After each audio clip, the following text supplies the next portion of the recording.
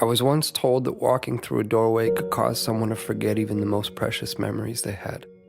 Memories of good, memories of bad, memories of love and of loss, all tucked away neatly, stored like the worn-out blankets that were kept to dress the rainy days and bad habits that happen from time to time. Or what it felt like to rest your head on a friend's shoulder that still carries with it the creases from where you last placed your heart. Just like that. Gone within a single step. That somehow 3 beams and an imaginary line drawn across some old aching floorboards were all that stood between you and the infinite silence of the very things that once colored your mind with sound. It's funny. You can make yourself believe almost anything if you think about it for long enough. Was that you? Was that you? I was once told that the love I felt beating inside my chest was nothing more than my mind playing an unfair trick on my heart. And like a pair of dice dancing along the uneven pavement, their fate, much like yours or mine, had already been decided.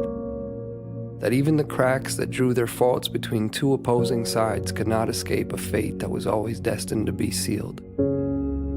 To think that someone could actually believe that the swelling tides of my heart were no more than an anxious highway of ins and outs anchoring my imagination to the castles I've been building in the sky. Well, maybe they are the crazy ones. Then again, I have been known to misplace my hope in the way things fall. And if I had to confess, there stands a greater chance that I've all but lost my mind in here. So I suppose it's better off this way.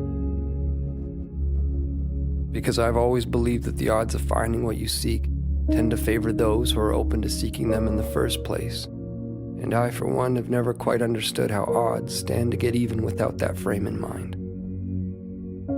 To be clear, I've seen a million faces. I've seen a million different faces, each one mirroring that of your own. And still, none of them have felt like home to me. None of them have felt like you. So here we are. And I can vaguely and strangely trace your outline. I can remember what it felt like to hold you. I can remember what it was like to stare blindly into your eyes for what felt like an eternity. How could I forget that? I could never forget that. I could never forget you. No matter how long it takes for my words to make their way through the vastness of this place we've called home, I unto you and you unto me, I say them and will continue to do so. Day after day, night after night, never knowing if you'll actually hear them. There's no place for time here. Just overlapping moments where I thought I'd found you, where I thought I heard the sound of your breath, where I felt your heart as it waited patiently for mine, retracing the steps that we left in the life before last, before our eyes closed, before the great divide, before a doorway stood between you and me.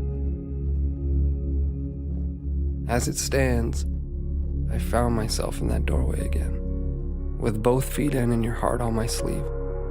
But I can't bring myself to walk through this time. Not yet, at least.